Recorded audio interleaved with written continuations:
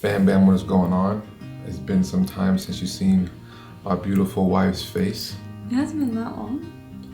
It's I been was just on like a month ago with Christmas. yeah, but we haven't like sat and like talked to them in a long time. We haven't sat and talked to them in a long time. Yeah. I don't even know the last time. Yeah. Like the both of us. Yeah, I know. We used to do this shot all the time, but right now I would definitely say it's appropriate to sit and talk because the past few months have been a doozy for us. It's been a lot.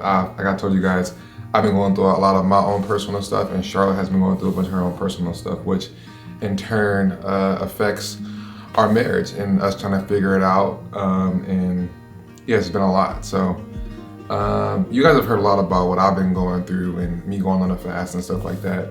And I've been mentioning that Charlotte has been going through a lot, but I didn't want to speak for her. I wanted to come on here and speak with her and kind of just support her in that because, again, the past few months have been difficult for her, just individually, outside of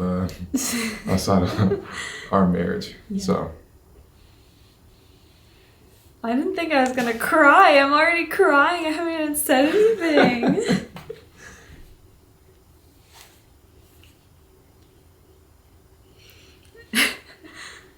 Yeah, what are we talking about? You can share as much as you want, as little as you want. It's up to you. Okay.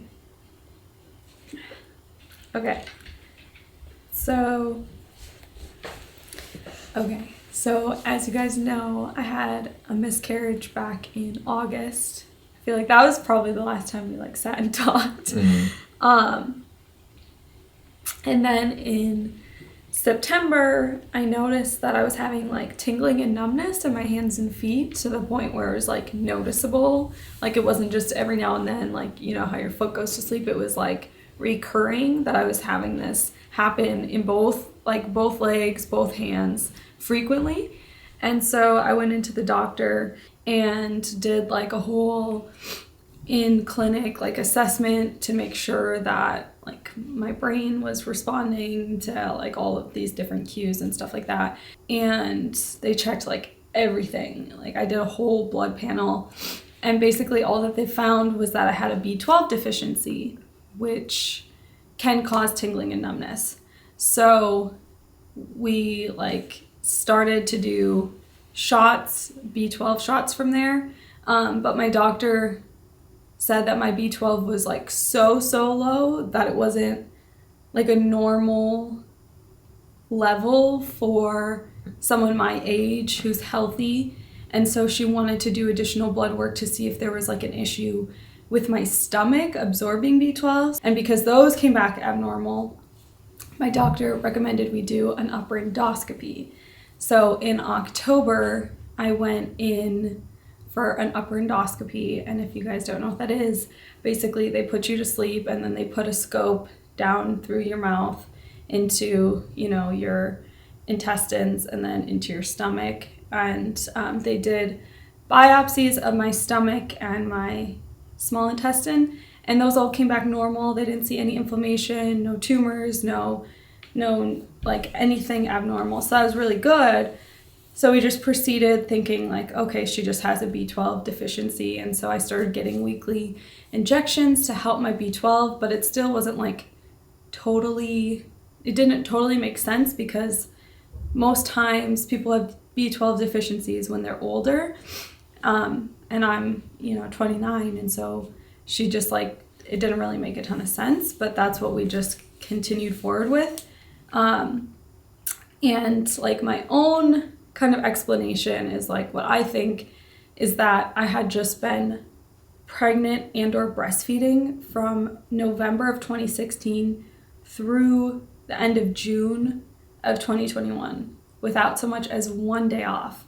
And so your body needs more B12 when you're breastfeeding or pregnant. And I'm not someone who eats a lot of animal products, and that's where you get B12 from. And so I think that like just my body running, needing more of that vitamin and not getting enough of it just like really depleted my body. And so I was super tired. I was having that tingling and numbness like I told you guys about. And the B12 shots seemed to be helping. I wasn't noticing the tingling and numbness. I was still tired, but I wasn't noticing it as much. And then in November, it came back like way worse. Like I was experiencing it at least once a day, if not more. And so I went back into the doctor. They did more blood work. They found out my B12 had swung super low again, which didn't really make a ton of sense because I was still getting the injections, but just not as frequently. I also went to an ophthalmologist because my eyesight felt like specifically one eye was like blurrier than the other. So that kind of freaked me out.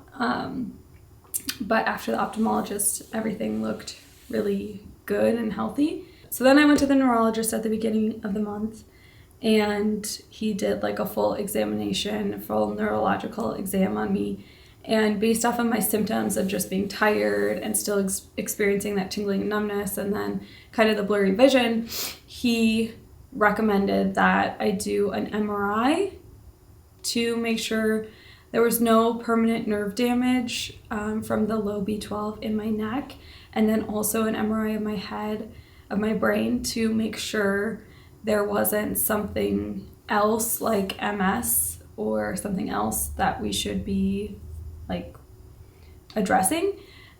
And then he also did blood work for autoimmune stuff, and he also wanted to do an EMG, which is like a nerve test on your limbs to make sure there's no permanent nerve damage in my hands and feet, since that's where I've been experiencing that numbness. So anyway, so after that appointment, I went and I had an MRI on my neck and brain, and I just did that last week.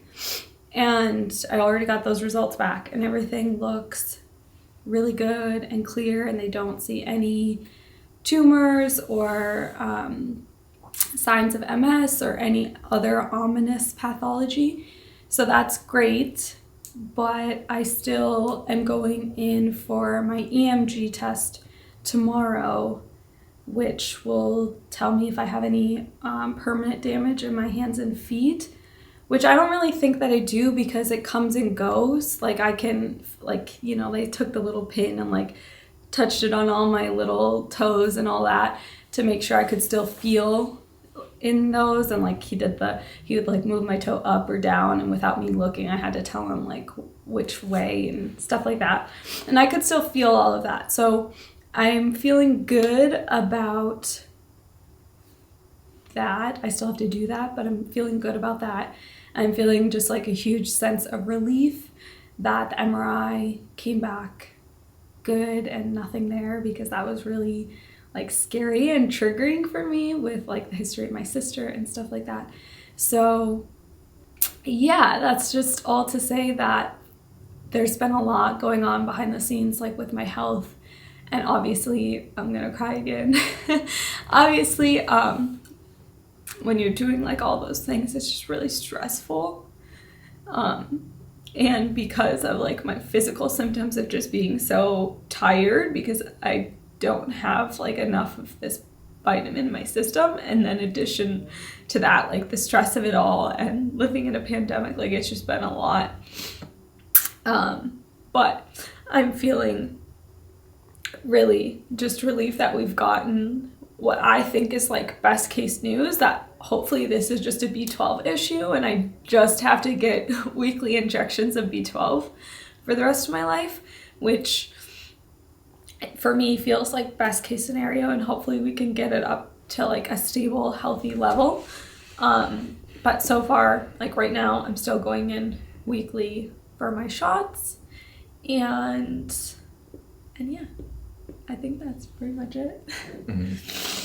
Yeah, so that's what's been going on the past couple months. And, you know, when you deal, like as her husband, for me, it's like, I don't do a good job with like understanding like health stuff and like pain in general, just because I tend to like shy away from that stuff, because I don't really want to know what's going on until there's an actual like, you know, diagnosis or something's going on. And I feel like I could have did a better job supporting her in that when she was going through this stuff. But a lot of times I was fearful of like knowing what was going on.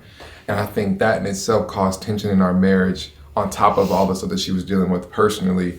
And that's something that I've kind of recognized the past just few weeks of us having like, small conversations and us going to counseling, like us going back to like marriage counseling and me talking to my individual counselor.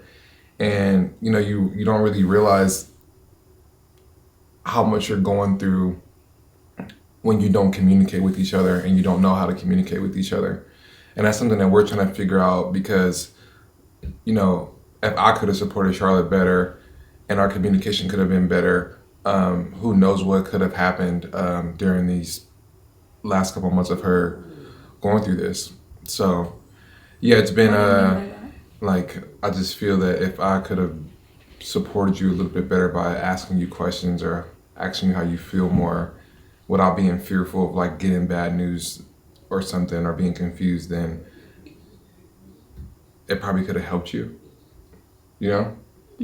So, yeah. So, and the way that I grew up, I just like, we didn't talk about nothing. Like when we know. And it's me, unlearning those things in my own marriage, Because that was hard for me because, like, I wanted to talk about things. Mm-hmm. And, like, it felt like when I would bring it to Cedric, like, there wasn't much, like, interaction back. And, so, like, I feel really lucky that I have a lot of people in my life and was able to, like, talk about it with friends and family and stuff like that. But obviously you want your partner. And so that was hard because I felt like I wanted him there in it with me.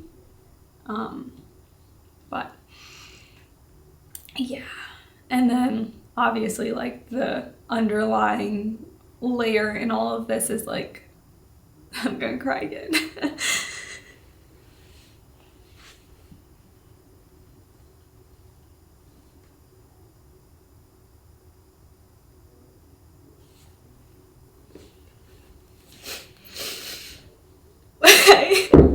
Why am I always crying on the internet? You want to stop? No. It's a breakable right now. No. The underlying like layer in all of this is like obviously our desire to like want to have another baby, which like has been hard with all of this other stuff, trying to figure out like what's going on with me and like how that could even be impacting my fertility and stuff like that. So it's just a lot, but thankfully like so far everything looks good and healthy, and just praying that it continues to be that way. Yeah. So needless to say, there has been a lot going on, and I think we're just trying to like navigate it, and with me like kind of ending my fast and kind of getting closer and back in line with God. I've been praying for guidance in this whole thing, for myself to be more supportive of Charlotte in the ways that I'm not familiar with doing, and for Him to give me the eyes to see her and to hear her as she needs. So we're gonna just continue to pray through this. We've gotten a bunch of like really good news, which is great, but we really want another baby. So we're just trying to be patient, trying to be praying, and gotta keep on. So, you have anything else you want to say? No? All right. Well, I thought it was important for us to get on here and kind of give you guys an update as we've been kind of absent and trying to figure this thing out. And yeah, we're excited to see what God has in store. I'm excited to continue to be consistent with the videos and to see how God answers in our individual lives and in our marriage. So that's all we got for you guys today, and we will see you guys on the next one. So